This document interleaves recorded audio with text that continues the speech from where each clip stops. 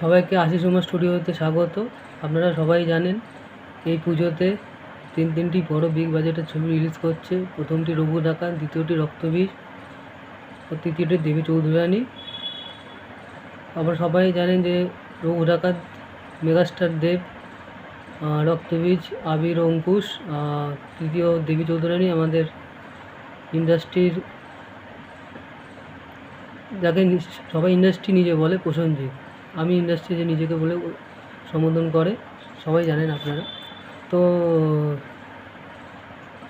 Main কথাটা যেটা হলো রঘু ডাকাতের রিভিউ, ছবিটি কেমন হলো। আপনারা সবাই জানেন দেবের প্রতিটি বইতেই লার্জার দ্যান লাইফ চরিত্র দেবকে দেখানো হয় এবং রঘু ডাকাতেও সেই একই ধারাপাতে ছবিটি নির্মাণ করা হয়েছে। তো বলা যাক, প্রোডাকশান হাউস SBF প্রচুর টাকা খরচ করেছে বইটির পিছনে। এখানে প্রতিটি সেট আলাদা আলাদা করে নির্মাণ করা হয়েছে, যেমন কালী মন্দির, জাহাজের দৃশ্য আলাদা করে নির্মাণ করা হয়েছে এবং BGM ব্যাকগ্রাউন্ড মিউজিক অসাধারণ। রথিজিৎ অসাধারণ কাজ করেছে। যখন বিভিন্ন অ্যাকশান দৃশ্য যখন BGMটা বাজানো হচ্ছে তখন হলের মধ্যে আপনি সিটি বাজাবেন, না দেখলে মিস করবেন এই বই। এবং যখন হল কানায় কানায় পূর্ণ, যখন সবাই সিটি দেবে বইটা দেখতে দেখতে, তখন আপনি আসল মজা পাবেন।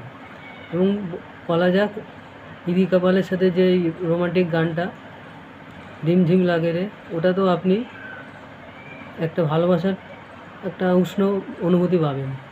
তো এক কথা বলা যাক, আপনি সপরিবারে ছবিটি দেখার মতো এবং আপনি বইটি দেখতে দেখতে হলে সিটি বাজাবেন।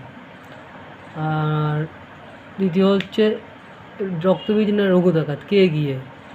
রক্তবীজ আমার মতে অতি সন্ন্যাসীদের গাজন নষ্টর মতো একটি, প্রথমটির থেকে দ্বিতীয়টি দেখে আপনি মজা পাবেন না।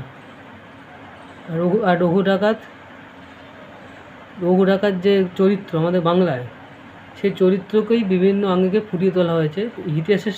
ইতিহাসে রঘু ডাকাত যেই সৃষ্টি, যে লড়াই করে গেছে সেটার থেকে আলাদা, কিন্তু রঘু ডাকাতের চরিত্র একই, যে অসহায় মানুষের পাশে গিয়ে দাঁড়ায় এবং বিভিন্নভাবে চরিত্রটি কল্পনা করা হয়েছে বা চরিত্রের রূপদান করা হয়েছে।